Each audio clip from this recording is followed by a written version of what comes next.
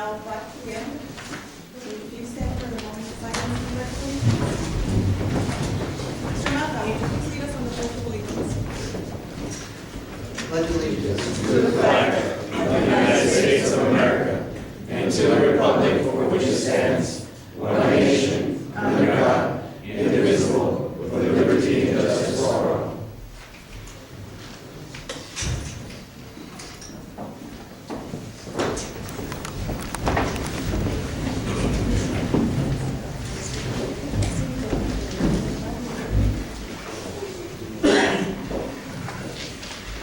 Please announce the duties established. Yes. Mr. Madrid? Yes. Ms. Garcia? Here. Ms. Bray? Ms. Reyes? Here. And Mr. Jessica Andres Jackson. Quorum is established.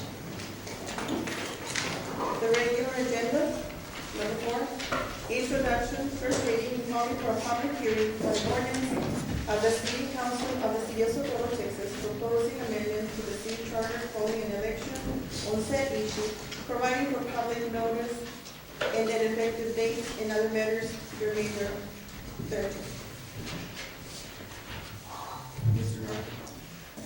Back to the city attorney. Yes, ma'am.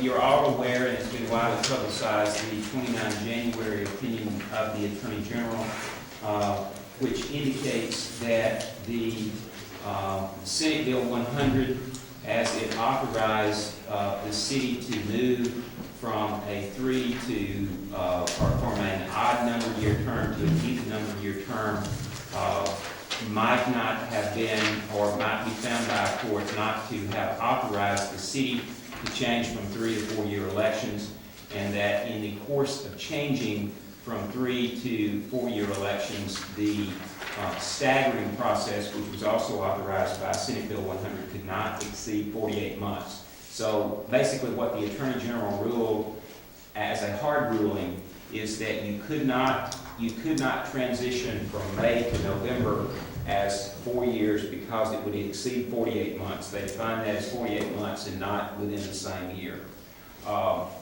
We had been asked to look at a charter amendment for that purpose. You will recall that Senate Bill 100 was adopted in 2011. It required all the entities that were going to make that decision by the end of December of 2011. By the time the legislation became valid, you didn't have time, honestly, to amend your charter, even if you had the authority. In the case of Socorro, you had just amended your charter in May of 2011. You couldn't amend your charter by state law until May of 2013 because you can only amend it every 2 years. So Mr. Wallace, will you please repeat that? Yeah. One more time, please. Just, Yeah. I want to be sure everybody hears that. Socorro could not amend its charter in order to effectuate this change of election until May of 2013.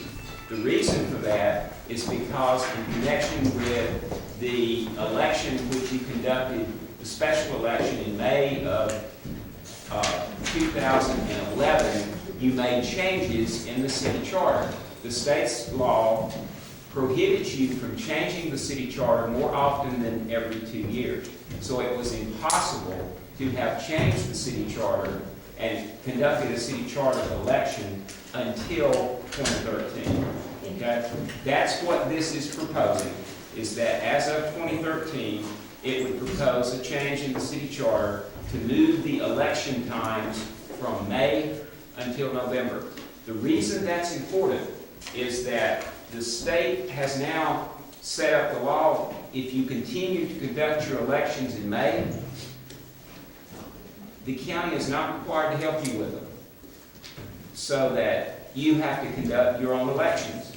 Well, that's one thing, but they also went further into the law and said that you have to conduct them on the same basis with the same technology and with the same equipment as that they were previously conducted. So if the county doesn't agree to conduct them, then you have to go out and buy the equipment and hire the personnel to conduct the elections in the same way that the county has previously conducted. I refer to it as the carrot and stick situation. The legislature gave you the carrot to change it to November, and then they used the stick to say if you don't change it, you run the risk that you're going to have to do all of these things. So that was the motivation for doing the change. Now, this is not something that's absolutely new. The legislature made a push about 6 or 8 years ago to move from May to November elections. And it was somewhat successful, but not totally successful. They didn't include the stick mechanism in that legislation. They simply gave you the privilege. Here they said you have the privilege of changing it, and if you don't change it, then the county doesn't have to conduct your elections any longer, and if they refuse to conduct your elections for whatever reason, and that option would totally be with them, then you would have to buy the equipment and conduct the elections on your own. I know that Socorro and all the other entities in the county have historically utilized the county elections department to conduct their elections. Quite frankly, we've all gotten a little bit rusty in doing that because we've always had the privilege of setting the election, telling the county elections department to do it, or asking them to do it. They send us a contract and it gets done. This legislation doesn't require them to do that anymore unless you move your election from May to November. So. I also would like to know, there's also other cities that have a predicament such as ours, aren't there? I have a short list of those. The first one that occurs to me, which actually acted on this prior to the city of Socorro, is the city of Odessa.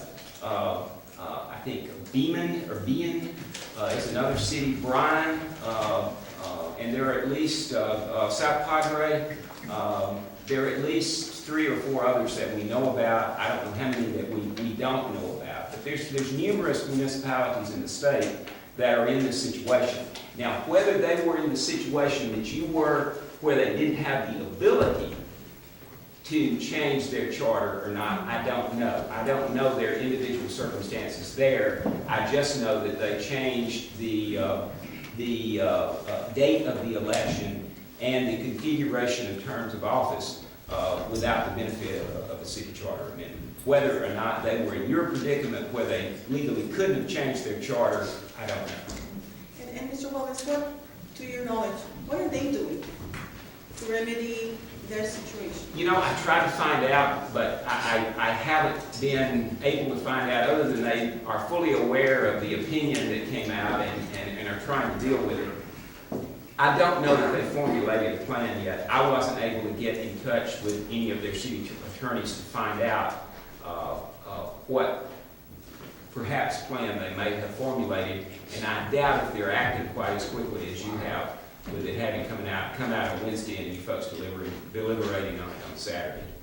I suspect they're probably still looking at it and trying to formulate a plan for what to do.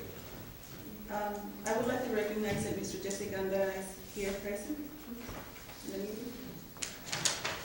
Now, the graph that I have before you has a blank in it, and I'll go through what it would propose, and then if you want that option, I'll need you to decide how to fill in that blank. The draft that is before you would amend section 3.01 of the city charter, and it would provide that you would have a city council composed of districts 1, 2, 3, 4, at large, and mayor. Okay, that's the way it is now. It would propose. I was asked to give you the option of proposing that the at-large position be changed at some point to a single district position so that every area within the city would have a single district. The issue would be, if you choose to do that, when you want to make that effective. Now, the least expensive way to do it is to make it effective after the 2020 decennial census, because with your population growth, you're gonna have to redistrict anyway. So that would be the least expensive and most practical way to do it. But I've got a blank there. If you choose to do that, you need to tell me what you want to fill in that blank. On the other section C, section 3.01, that would set up the same kind of election configuration which you have now, which groups District 4, the at-large position, and the mayor's position. Now, the way that would set that up is that there would be an election in May of 2013, and that would elect those positions, District 4, the at-large, and the mayor's position, to serve until November of 2016. That would be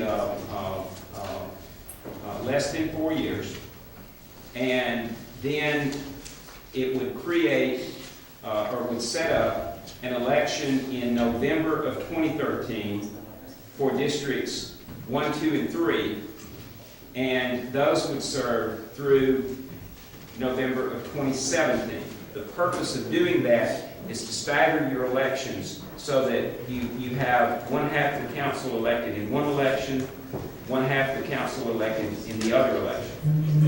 And just like your current system, because you're looking at 3 years instead of 4 years, you'll have 2 years where you'll have an election 1 year and election another year, and then you'll skip a year. So you skip a year in the process, but there's no other way of staggering terms unless you shorten one and lengthen the other. So the only other change would be in section 6.01, which deals with regular elections, and that would be an amendment to say that regular city elections shall be held in November or as permitted by the laws of the state of Texas. So that if you get in a situation where the legislature wants to change it back and try to force you into May and that type of thing, the city charter would let you have the option of choosing the election which the state designates as the election for the city of Fort Worth. It designates November, but it also, if the state were to change that, you could move to whatever that date is without having to go back and go through the process of the city charter amendment. When did you need this information, Mr. Waller? If you're going to act on the ordinance today, we need to fill in this blank before it's acted upon. We just got it. I think we need time to go over it, and I think I would like time on that before we make something that's going to affect voting, election, time, money, and anything else that comes with the change. I think that maybe, so there's plenty of time and there's no money and there's no cost, that we do something, for instance, as in a motion to approve, and for that District 5 not to occur till after the 2020 federal census. So we would be there anyways, redistricting, and again, at no cost to the city. So again, the District 5 seat would not be created till after the 2020 federal census. Is that your motion? Yes, that's a motion. Do I hear a second? Second. Can we please have the roll?